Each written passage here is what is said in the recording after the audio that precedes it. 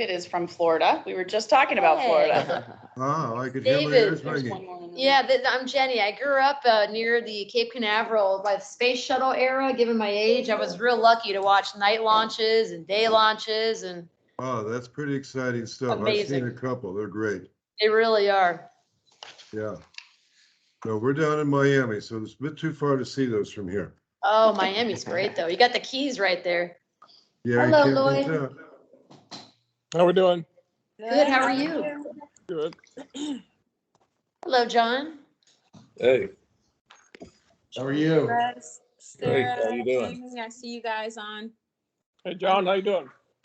Wonderful. Two more coming. That's good. Gilbert? Hello, Demetrius. Hello, Gilbert. Hi, how are you?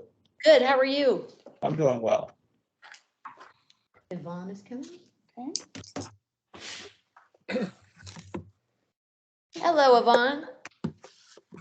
Patchwork. Hello, how are you? Good. Good. Thank you for joining. How are you? Hello. Good, how are you? Excellent. Doing great. Thank you for asking. That's great, thank you. Give me that background with the palm trees. That's Yeah. awesome. Here I am enjoying a beautiful afternoon in the parking lot of one of our branches. That's great. And we weren't talking about weather.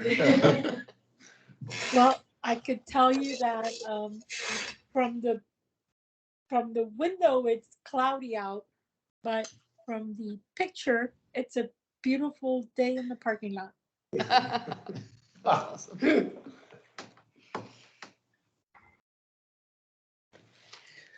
Maybe give it a few minutes and get a few more folks.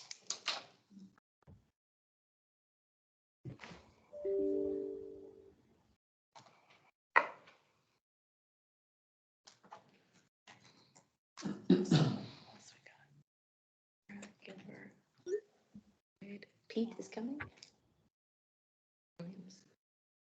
Hello, Pete. Thank you for joining. Williams. Dominic is coming. Hello, Dominic. Thank you for joining. Willie is coming. Hello. Oh, hello. Do we all have video? Hello, Willie. Thank you for joining. Glad to be here. Excellent. Well, I don't know if folks are still in the waiting room, so I will wait for the Genesis team to give me the thumbs up of when it seems like it's slowed down a bit. Excellent. Right now, there are 0 people in the waiting room. We have 14 people dialed in, including us. And I All think, right. oh, including us. Yes. Jason Eppinger is joining. Okay. So many people are not honest. Hello, Jason. Thank you for joining. I think we have some people are muted. Gilbert, Dominic, Lewis, Jason are all muted. Perfect. Demetrius, Neil. Pete is muted. Hello, Neil. Thank you for joining. Yeah. Well, if the Genesis team is okay, I'm gonna go ahead and kick it off. Does that work for you guys? I think we're good. I think we can go ahead and get started. Thank you, Nicole. Perfect. Well, good afternoon, everyone. My name is Nicole Elam. I'm the president and CEO of the National Bankers Association. Most of you all are familiar faces, but I see a few new faces. As many of you all know, the National Bankers Association is the only trade association that represents minority depository institutions. And this year we are going to be celebrating our 95th year. And we're going to be having our conference in October 13th and 14th. If you haven't already seen the save the date, please mark your calendars. It's going to be here in Washington, D.C.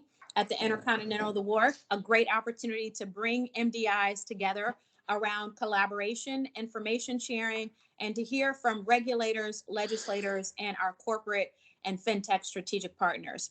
So I think this is a great segue because today's conversation is all about collaboration. It's all about working together to ensure that MDIs are sustaining, they are thriving, and they are doing well. And I think a key part of our ability to get further faster is that we're doing it together, that we're collaborating so that we can do things at scale that individually we would not be able to do on our own.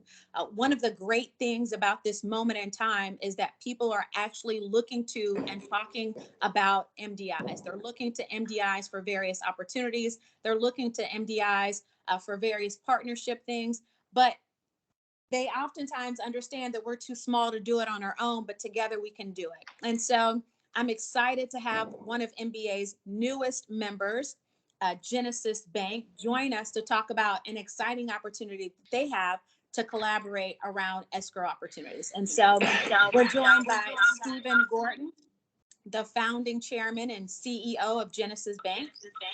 Genesis Bank is an MDI, and we might need to go ahead and put everybody on mute if they're not talking so that we can get around the echoing there. There we go. So Genesis Bank is unique in that not only is it an MDI, but it is one of only 2 multiracial MDIs in the United States. And so it's exciting to have them at the table with MBA partnering with other MDIs. But Mr. Gordon has been in the financial services industry for 35 years. He brings a wealth of experience as a founding chairman, a CEO, and president of Opus Bank and Commercial Capital Bank, to name a few. Additionally, he's the chair of the board of the Genesis for Food Foundation and also founded and was chair of the board of Opus Community Foundation. Now, quick story before I turn it over to Stephen and team. One of the great things that I had the pleasure of talking to Stephen about when we were just talking about MDIs and the plight of MDIs. One of the first things he said is, I want to work with other MDIs. I have opportunities that are coming my way in California and beyond, and I want to work with MDIs, and I want to leverage MBA and your member banks and other MDIs to do that. And so I'm excited that it is, not that long after we had that conversation that we have the opportunity to really partner together to do something that's going to be beneficial for the sector. So with that, I'll turn it over to you, Stephen, and the Genesis Bank team. Thank you. And Nicole, I think you hit something on the head, which is that part of our experience in banking and our experience also with the regulators has always been that if there's something that we think makes sense to do and we say we're going to do it, we actually do it. And you're absolutely right. You and I came together. We started talking about the needs and the ability to impact our communities, and that individually we can do what we do, but when we all come together and we break down the silos and we collaborate, that the impact that we can have is even greater. And as excited as I've been that the FDIC is promoting the non-MDIs to work with all of us that are MDIs, I really don't want us to be in a position where we're dependent on top-down approach, whereas we down on the ground, if we combine all the MDIs and we work together, we're actually a very, very significant part of this pillar of strength of the U.S. economy. And if we work together, and whether that's brain power, ideation, or whether it's our balance sheets and our capital, between all of us, we've got a very, very large financial institution collectively in a lot of markets across this country, in very diverse communities that maybe they're served, maybe they're underserved, maybe they're small businesses, maybe they're extremely large businesses, but they fall within our scope of passion and desire to really make a difference out there. And the idea of us all doing it separately, in my opinion, humbly, would be a shame. Because while the government seems to think that the solution is to just throw capital at it, and that's not going to enable all of us to really do what we're capable of doing. It's going to take more than just capital. And I think that's shown by, there are institutions that are on this list of attendees today that have got plenty of capital, and yet some are struggling to grow and some of them are growing very successfully. So I don't think the answer is necessarily capital. It's vision, it's leadership, it's passion and energy, and it's also having access to sophisticated ways of getting things done, and access to, to leveraging off of one another in terms of learning from each other, what's working, what's not working, and then figuring out how to leverage what is working, and again, break down the silos between all of us. So Nicole and Afra, thank you both very much for, for your energy and passion, for getting us involved, for us wanting to be involved with you. And I've spent a lot of time over this last year. We've only existed since August 2nd, to put this all into perspective. And, we launched a bank from home, which was really unique. It was a unique experience. And usually launching a new bank, we all know, can take anywhere from 1.5 years to 2 years to get regulatory approval. But the need for what we're doing, the ability for us to have an impact, I think the quality of the team that's involved here, the quality of the board of directors, the quality of the institutions that we have built in our careers, the size of the institutions that we're accustomed to running, building, taking public, owning, and impacting in our communities. I think that the track record enabled the regulators, including the time that we were doing this, to the state of California approved our application in 5 months. And 2 months later, we were approved by the FDIC to launch a new bank headquartered here in Southern California, headquartered and focused on Orange County, LA County, Riverside County, San Bernardino County, the second largest demographic, the second largest market in the US, where during COVID, we saw that not only were businesses left behind and small businesses left behind, but minority-owned businesses were left even further behind. And that really was the genesis of Genesis, if I want to throw that out there from a logo branding standpoint. But it really inspired us to fill a need that I've seen cyclically be avoided, if I want to say it that way, numerous times. Every time there's some sort of economic crisis, some sort of a cycle, banks have a tendency to become internally focused, cleaning up their own mess, while there's such a great need in our communities for banks to actually step up and lead. And in January of 2020, the bank that we had previously built and run and taken public and bought other banks along the way, and grew from an idea on a piece of paper starting in 2010. We grew to being over $8.5 billion in total assets. And then in January of 2020, a bank coveted what we were building and announced an acquisition, or announced the sale of Opus Bank. And then that transaction closed, the sale of it, in June of 2020. And in between, we had the pandemic and COVID hit, and the economy shut down. And all of a sudden, I'm hosting Zoom calls, not owning a bank, with 250 business owners trying to figure out how to navigate the PPP and the SBA, and unfortunately having to navigate their own banks and the bureaucracy that existed in their own banks, and the lack of prioritization of the strength of America, which is small to mid-sized businesses and minority-owned businesses.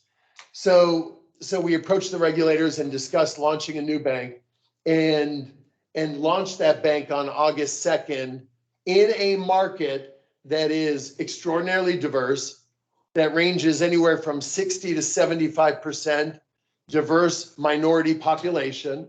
And if we were to just walk out the door and knock on the door of a company, of a business, it's probably 80 to 85% likelihood that that business would be minority owned. And we felt very strongly that we must lead by example. We must be impactful in our communities.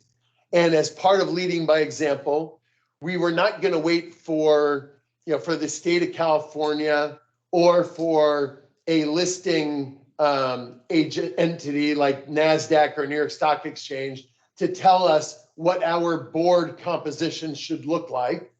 So we felt very strongly that as a community bank, our board must be representative of the communities that we serve.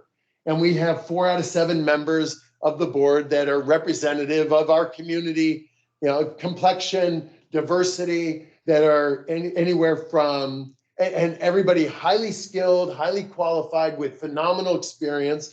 And they are African American, Asian American, Hispanic American.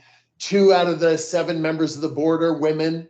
And we have a community bank here that actually is representative of the community in a market that is very diverse and 60 to 75% minority population. So 2 months after the launch of the bank on August 2nd, 2 months later, we were actually approved as Nicole was saying, as an MDI. So one of 143 MDIs out of just under 5,000 banks in the country.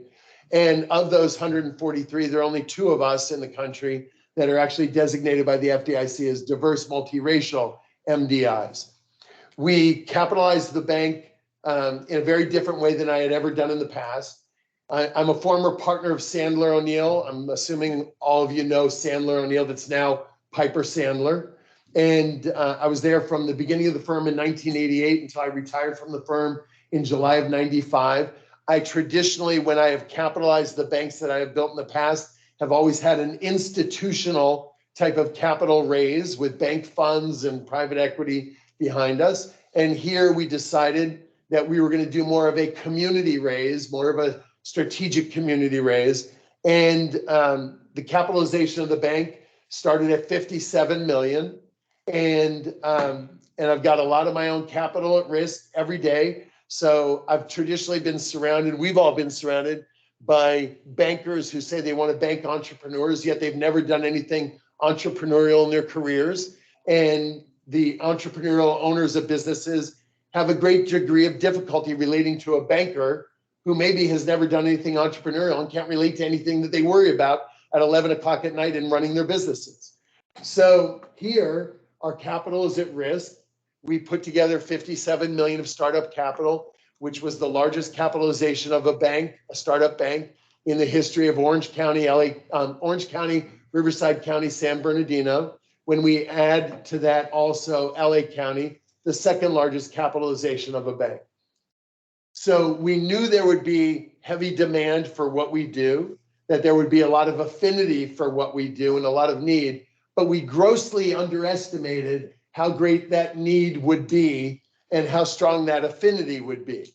We immediately developed partnerships, contractual documented partnerships with the Hispanic Chamber, with the Asian Business Association, with the Black Chamber, with the TGR, Tiger Woods Foundation, some of the larger banks in the country, as a result of the FDIC and others promoting the idea that MDIs must exist, MDIs must succeed, MDIs must be sustainable and have the ability to have an impact in our communities. Some banks reached out to us to partner with us to, in a sense, lend us their balance sheet. Some of them put deposits with us, and some of them look at the idea of potentially investing in us. But already to date, having just launched the bank in August of this past year, we've done over 200 million of business for our clients, between loans, deposits, on our balance sheet, off our balance sheet. Every bank that we have built in the past has been able to do a couple of billion a year of multifamily origination with 0 delinquencies, 0 charge-offs. So extremely strong performance in our Southern California major metropolitan markets, low to moderate income communities, minority zip codes with very diverse tenant base in our buildings that we have financed, and very strong performance in terms of growth of our institutions, also focusing on small to mid-market business, owner-occupied commercial real estate, SBA, et cetera. What brings us together today is that I'm going to describe something that we did that happened very early in the gestation of this company that I was happy about and not happy about at the same time.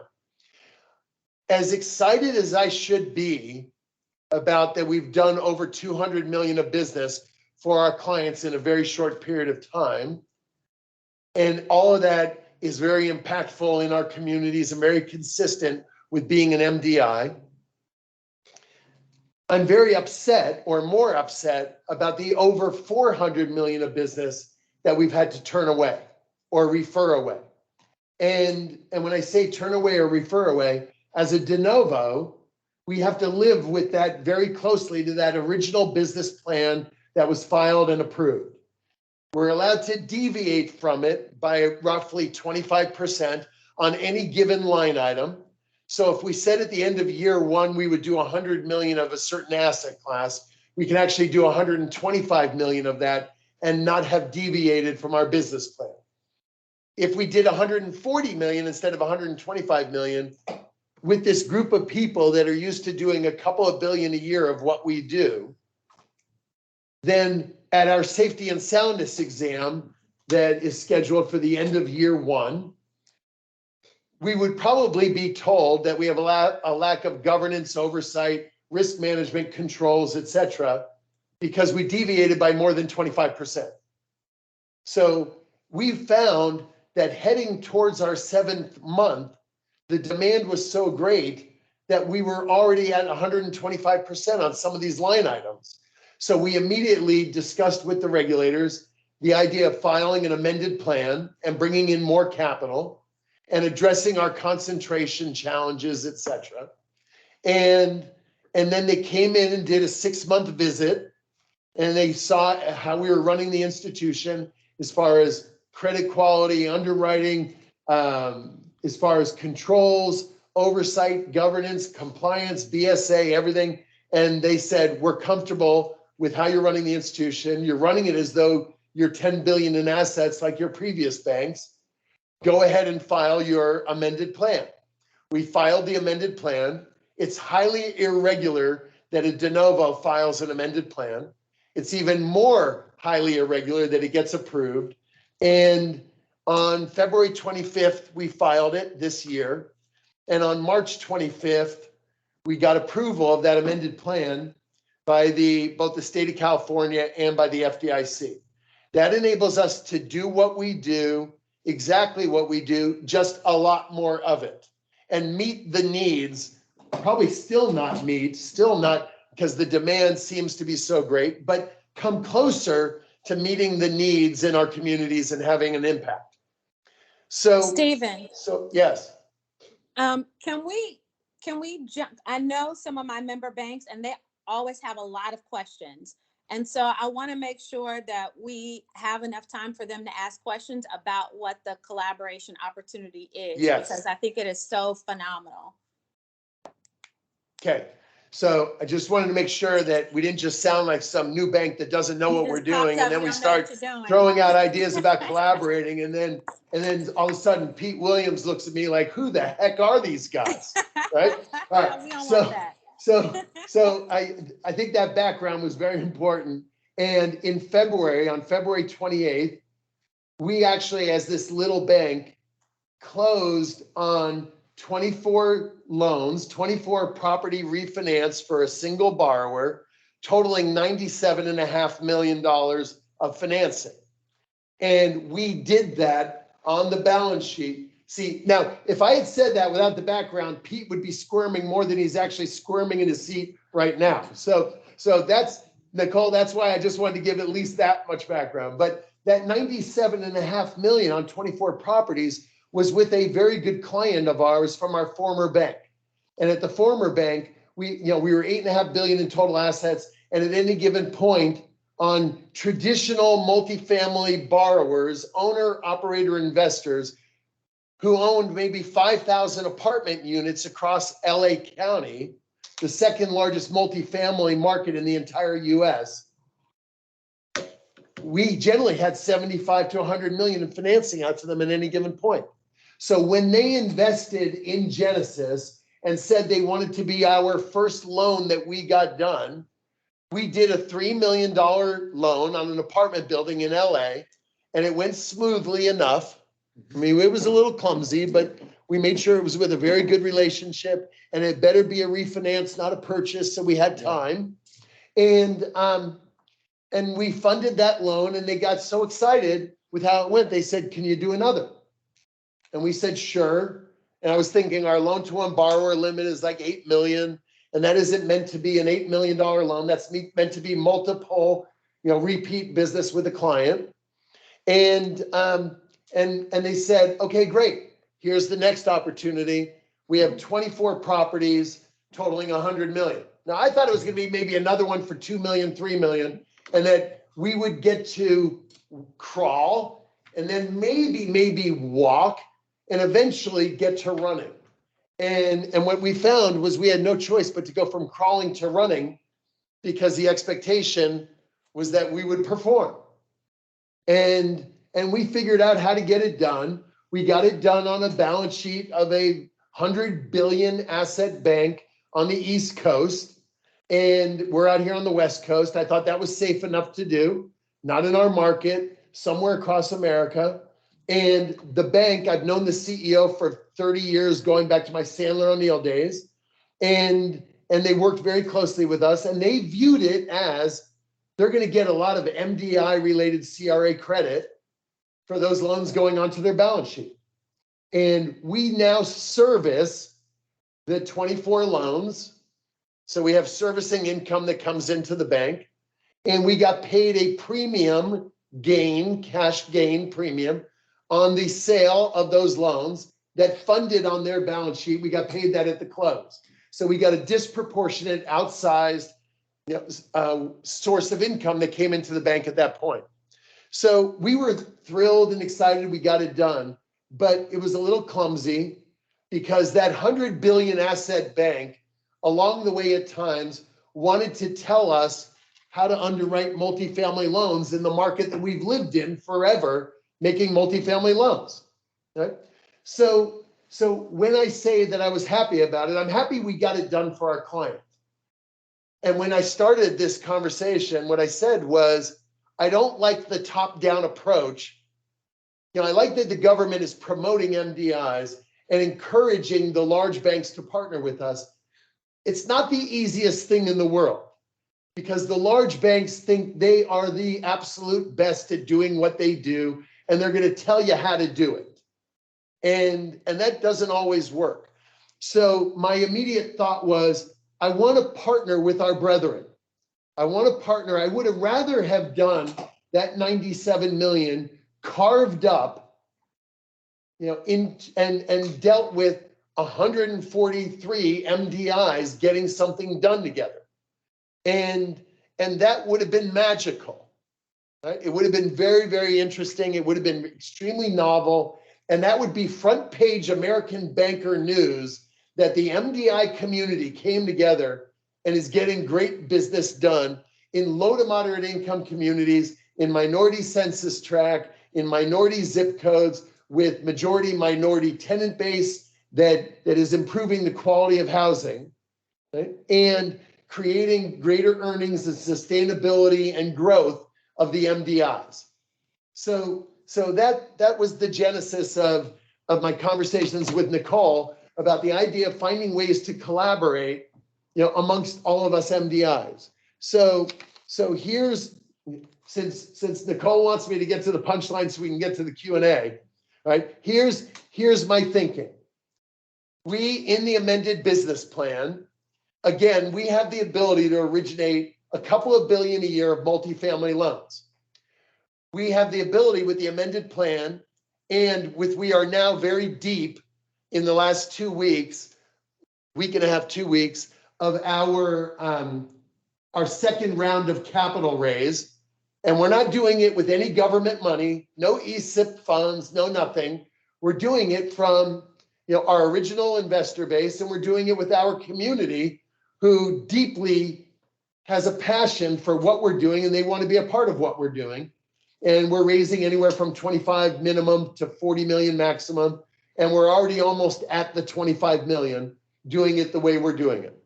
So what I'm throwing out there and proposing for any MDIs who are interested in partnering with us, we are going to be originating multifamily loans as a piece of what we do. And I look at that one as being the easiest piece of what we do. It's the most commoditized thing that we do.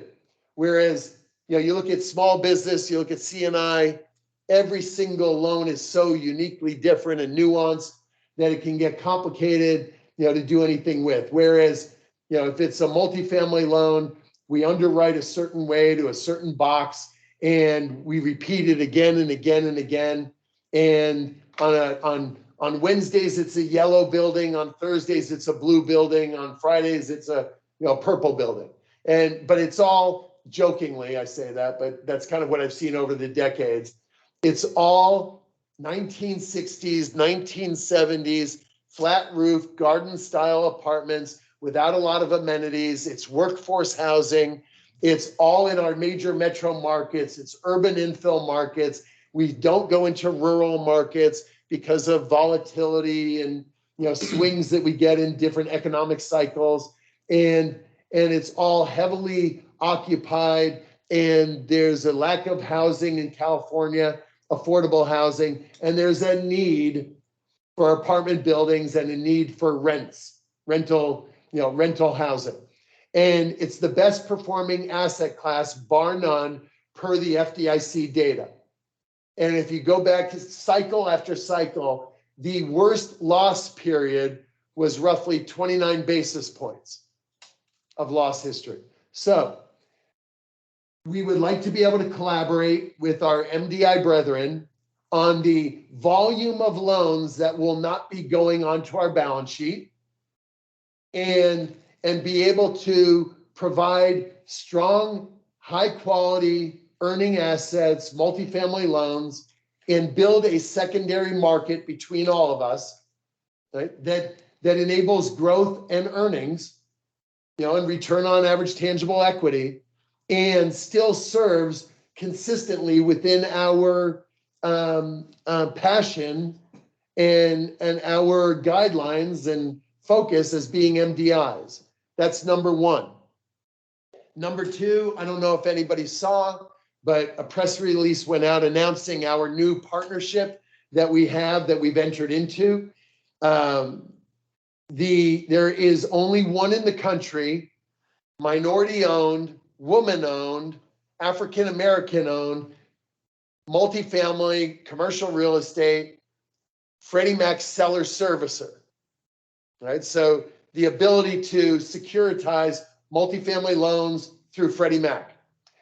We have entered into a partnership with Basis Investment, and that is the entity. Tammy Jones is the CEO of the organization. We have now created the only partnership, the first of its kind, that exists between an MDI, a diverse multiracial MDI, and a minority-owned, woman-owned, African-American-owned Freddie Mac seller servicer. And we have the ability to bring to all the MDIs anywhere in the country that you can originate multifamily loans into Freddie Mac, and we can get that done through our partnership for you, with you, through that collaboration.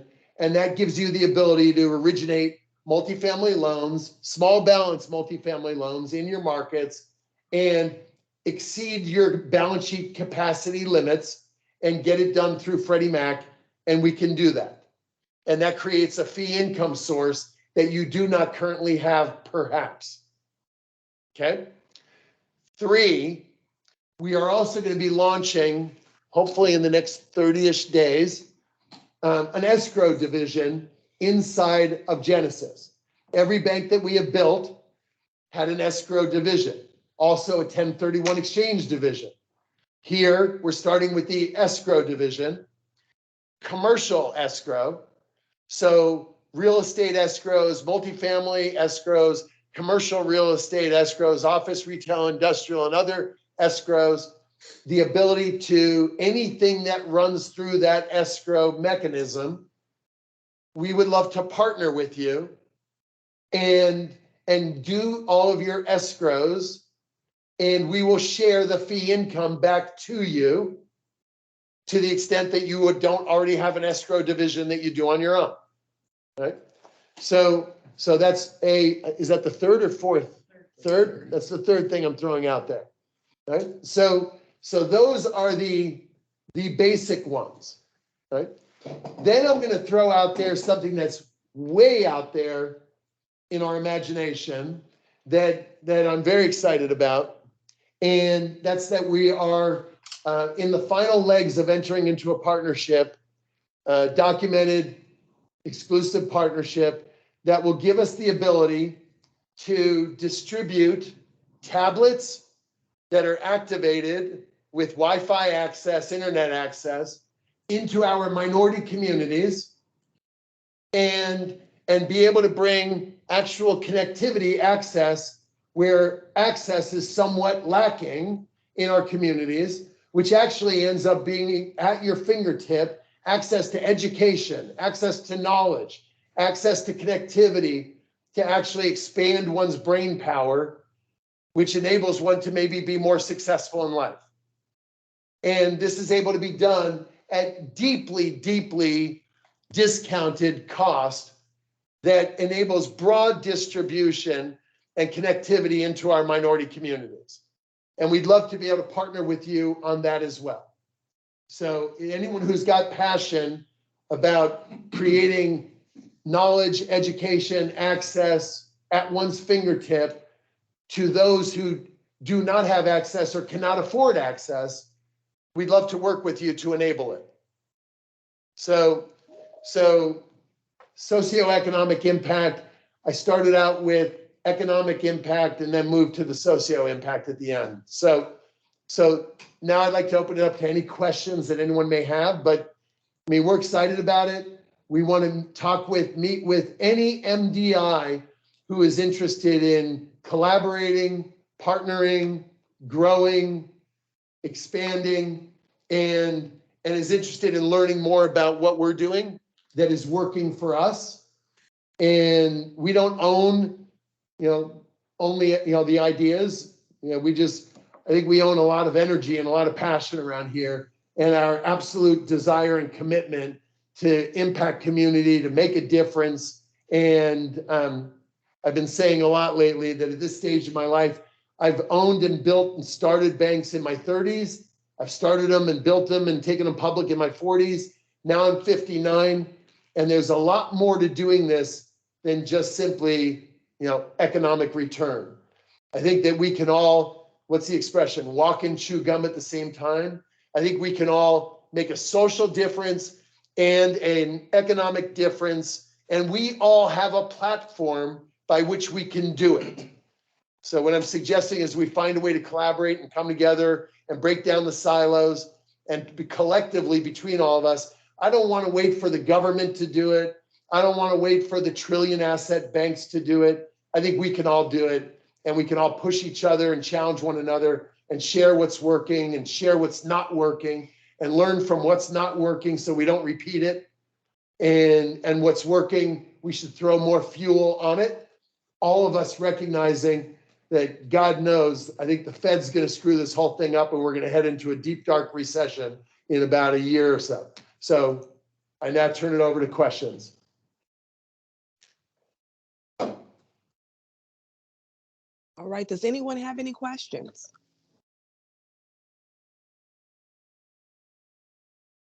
No questions. Oh, yeah. Pete. Yeah, my name is Pete Williams. I'm with M&F Bank in Durham, North Carolina. We're a 115-year-old MDI, and we're about 360 million in assets. And we're going to receive ESEP money soon and all of those kinds of things. A very passionate pitch. And I will tell you that we are interested in talking about it further. Just a couple of observations. I really like all the things that have been said about, serving the communities that we all have some passion about. Some of the things from my perspective that go through my mind is, as a CDFI, what does it, I know what it does for our communities, but what does it do for me? As a state chartered institution, I've got some questions of whether or not any of that'll help me from a CDFI standpoint. So that's one thought I have. But I think some of the things you've talked about the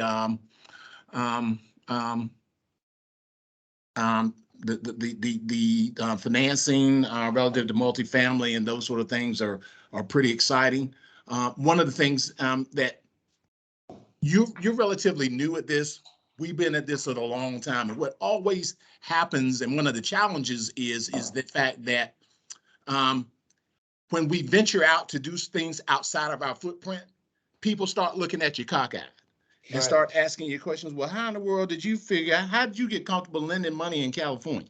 Right. Those sort of things. I mean, I think these are things that that can be overcome. Yeah, the people in Texas say the same thing when a California bank goes to Texas. Right. Right. No, I agree and I understand. And I do want to clarify one thing. We're not relatively new at it. You know, we've been, you know, the first, you know, meaning that the first bank I built was and acquired, and you know, that started 25 years ago, roughly. Oh yeah, And, I get that. I was just talking about it in the context of us being in business for 115 years. That's all. got it. That's No, all. no, no. We're like, Yeah, that's- we're like that's a an lot infant. We're like an infant from that standpoint, right? I would say, I don't think you've been there 115 years though, right? So with that said, here's the way we go about doing it, okay? So traditionally, the way we do this is, first we share with you our underwriting guidelines, right? You review the underwriting guidelines and see if you're comfortable with them, right? If you're comfortable with the underwriting guidelines, right? I might even suggest that you get on an airplane and come out here and you come see what these properties are like, what the markets are like, and really see what the communities are like, right? So you're not doing it, you know, you're not doing it based on looking at something on Google Earth or whatever, right? Right. All right. So then, and I want you to also appreciate, I'm a New Yorker by background. I didn't think anything existed west of the Mississippi. And then add on to that, California, if you're a New Yorker, California is like land of alfalfa sprouts and avocado, okay? So, but it is the second largest market, where we are focused on these 4 Southern California counties. It's the largest demographic in the entire US. It's incredibly diverse. It's a very robust economy. I've got issues with the fact that I refer to it as the Socialist Republic of California, right? But it is a very robust market, and specifically the multifamily market. You know, we've been lending in for 30 years, and Chris Ware has been with me at every bank that I've built, going back to, you know, Commercial Capital Bank starting in 1998. Yeah. And the beauty of Chris is any given building in LA, he's probably underwritten it at some point or another and lent on it at some point or another, a couple of times.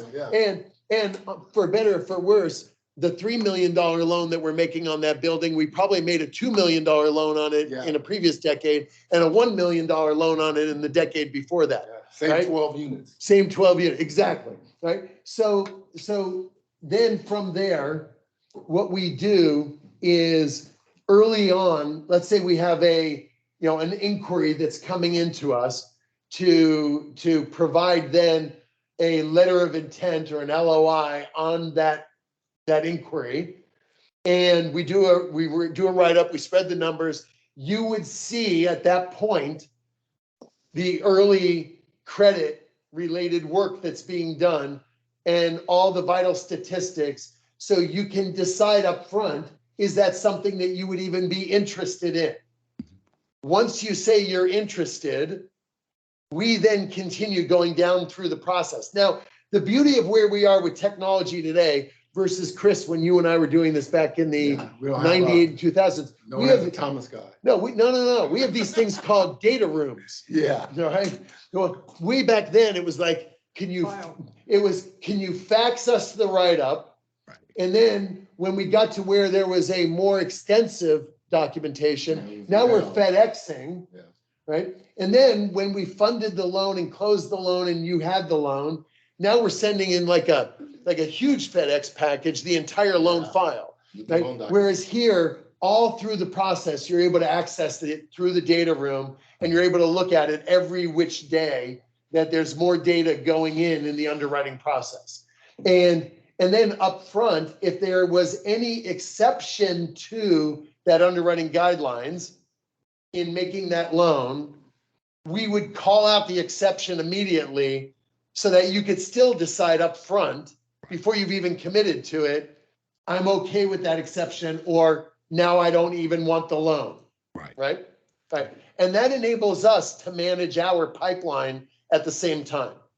Got it. Right? Thank you. Thank you. So all the way through it, there's a tremendous amount of transparency and you're involved all the way. Yeah. Now, the biggest challenge for us is with our loan to one borrower limit.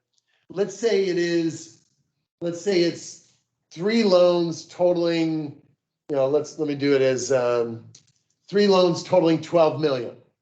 Well, with the same borrower on 3 properties. Technically, and it's a refinance of those 3 properties. Technically, we can't fund that loan and then sell it to you without violating our loan to one borrower limit. So we'd have to have a mechanism by which we can simultaneously fund or table fund or whatever. And I think that's something we could all work through pretty easily. Yeah. Right? Mhm. So but as far as the credit, we would want to get you really smart on how we underwrite and on the guidelines. Mhm. You would either sign off on the guidelines or you would not. Mhm. So you control the outcome completely. Oh, yeah, yeah. And again, I suggest you come out and you see what we're doing. Absolutely. Thank you. Any additional questions? And then I would add one more thing, Pete. The relationship we have with the regulators, with both the state of California and the FDIC, with decades of being examined, right? And at Opus, we had some sort of exam going on almost quarterly, being that we were 8 billion in assets, and whether it was a safety and soundness exam or whether it was a compliance exam or whether it was BSA, it was just, I felt like we were being examined every month. It was really every quarter, right? Something. And so they know us very well. So if you ever wanted to talk to the regulators and have that discussion about, our history with multifamily loans and the quality of what we do and about the team, I would suggest doing that due diligence as well. Sure. Thank you. Excellent. Ash Patel. Hey, Hey, how are you? fine, how are you? Sorry I was late, but I wanted to listen in. No, but look at you. You're like down the street. Yes, we are. I am. I think Well, Neil joined you guys earlier, our person in charge of our MDI/CRA. So I figured I'd listen in and learn from you. Oh, guys are- please. I can learn from you, Ash. And we'll No, make the video available to everyone on the call. So for anything you missed, Ash, you can get that on the back end through the video. Are there Great. any more questions? Yes, this is David McManus at Sun State Bank in Florida. Hi, David. Hi, thank you very much for your presentation of what you've been doing out there. It's very impressive. Thank you. I have 2 questions, the first of which may sound a little bit dumb, but sometimes I think if you don't ask, you'll never learn. We're all looking for CRA compliance and try our best to make a good number of loans in our assessment area. To the best of my knowledge, we would not get CRA credit if we were to buy into your loan portfolio, but. Incorrect. Incorrect. And this is really a fascinating thing. We all know what the FDIC has made very clear to the non-MDIs, right? That by doing business with an MDI, you get CRA credit, right? Whether you put deposits with an MDI, whether you co-lend with an MDI, whether you buy loans from an MDI, whether you participate with an MDI or you put equity in an MDI, you get MDI credit, or you get MDI very special credit for doing business with an MDI around CRA. So So by us doing business with each other, we're getting anything that comes from us, you're getting CRA credit from. Anything that comes from you is CRA credit. We're enabling each other to grow, succeed, expand, succeed as an MDI. Okay, good. I had a hunch there might be something like that in there, but I wasn't. And David, that's even outside of assessment area. That's Yeah. the bank in New York doesn't have California as their assessment area. They're getting CRA credit for doing business with us. Okay, that's a good thing. Second question, you mentioned, and I didn't get to hear it fully because I was interrupted, something about a program that you have for originating loans that wind up with Freddie Mac. How Yes. is that working? Okay, so I mean, how does it work or how is Yeah. it going? Well, both. Well, all right, how's it going? We literally just announced it today. So we haven't done our first loan yet, but we're extremely excited about it, and Basis is extremely excited as well.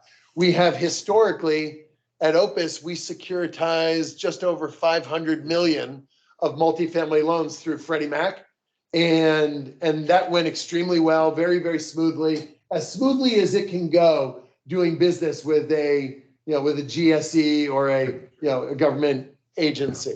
And but the quality of our loans, I think that says something about the quality of our loans, that they actually qualified to be able to go into a Freddie Mac securitization. So our partnership with Basis Investment, as being, they are, I'll repeat myself for Ash, they are the only minority-owned, woman-owned, African-American-owned Freddie Mac seller servicer for multifamily loans in the country.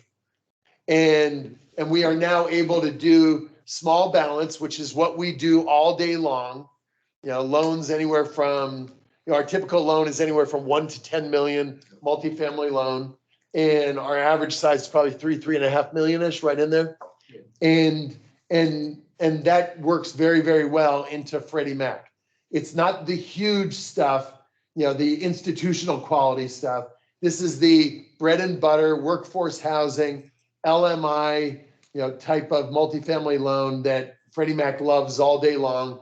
And we now have the ability to do that. So I'll tell you soon how it's going, but we just launched it, just announced it, and we're excited to do, our first loans through them soon. And I hope we do a lot of volume through them. And one of the things that I discussed with Basis and putting this together is I wanted to be able to, as one of only 2 diverse multiracial MDIs in the country, I wanted to be able to go to all of our MDI partners and be able to make this available to the MDIs. And they're very excited about this. And that gives us the ability and gives you the ability to in a sense, corresponded into Freddie Mac through, and you don't have to do the underwriting. You don't have to do all the lifting. You don't have to become the Freddie Mac expert. They will do all of that. What we do is, we make sure we understand what the box is, and then we just source opportunity and deliver it in. Huh, that's nice. Yeah. What sort of fee income does that generate for the bank? We'll know soon. But what we've done is, we negotiated, I think, a very, very healthy split of the income, and we would be able to work out the economic split with the MDI community. What I want to do with this is I actually want to create a product, so to speak, and almost make it an MDI product. It doesn't. I don't get excited about the idea of bringing this to a non-MDI. Who cares, right? I think there's something really uniquely special about being able to bring this as, it's the only partnership of its kind that's been created in the US. So I love the idea of being, and it's a collaboration between a diverse multiracial MDI and a minority-owned, woman-owned, African-American-owned Freddie Mac seller servicer. It's the first time this has happened. So that belongs within the MDI world. And I want to create an MDI product, so to speak, that enables all of you to originate into that. So I think that could be really exciting. That sounds like a really good idea. Thank you. Thank you. Okay, so we got about 5 minutes left. Do we have any more questions? Okay, Steve, do you want to close us out? Do you want to say something in closing? And Nicole, I see you're back. So also, if you want to say something as well, that would be fantastic. I'll just take a brief second and then Nicole, it's all yours. Thank you all for coming together. You know, this is, I don't know that this happens very often. I have no idea. Nicole could speak to that, where we all figure out how to do business together in ways that I think are uniquely different than the ways that traditionally MDIs maybe try to come together. And I'd really love to be able to have this succeed. And the only way it's going to succeed is A, if it makes sense, B, if it makes economic sense, C, most importantly, is if you all embrace it. If you don't embrace it and you don't, I'm going to push and I'm going to prod and I'm going to try to challenge our industry and try to make a difference amongst all of us. And if I can get others to come along and want to be a part of it, phenomenal, great. If only a few of you want to, that's great also. And any difference we can make. I had this ridiculous fantasy in my head that we'd invite 142 other MDIs to this call, and maybe we'd get 70 to show up, and that 70 would say, hey, we're interested, and the other 70 would say, who the hell is this Genesis thinking that that they're gonna right, this brand new, we're 100 years old, they're 100 minutes old, right? And the fact that we got as many as we got to show up today and stay for this entire time, I'm excited. And you guys are inspiring me to do this. I have built in my career, and we have built and executed on this numerous partner-based secondary marketing efforts, right? That became very significant. We're now embarking on that again now here at Genesis. And I'd love nothing more than for you guys to be a part of that.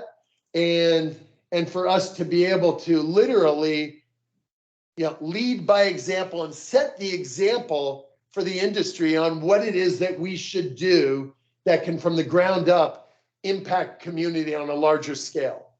Yep. So Nicole, it's all yours. Well, to you, Stephen, and the Genesis team, thank you for your intentionality. As soon as we talked, you were all about let's collaborate, let's find a way for MDIs to do things together. So thank you for that. I want to thank you all who showed up on the phone today. I'm looking forward to next steps. I'm looking forward to how we can get further, faster together and to do things at scale that we wouldn't be able to do individually. So thank you all for your time. Be on the lookout for follow-up materials, this recording, the deck, and next steps. So be on the lookout for it. Thank you all again. Before we all hang up. Yeah.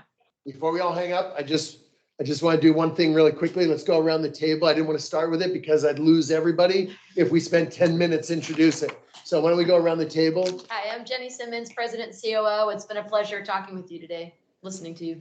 Morgan Ferris, Head of Income Property Banking. Hi, I'm Steven's assistant. It's nice seeing you all. Sarah, you have a name? Sarah. Yeah. Cindy Polito, Chief Compliance Area Officer and Head of DEI. Jamie Carter, Deputy COO. Lauren DiBiase, I am the Chief Marketing Officer. Ryan Fitzmaurice, Chief Credit Officer. Chris Ware, I'm the Credit Administrator for Income Property Banking. So you got a whole team here, and hopefully we can bring our teams together and figure out how to do what we may be able to do together. So thank you for coming together, and we'll go from here and see where we go. Thank you all. Thank you very much. Thank you all. Thank you. Thank you all. Bye.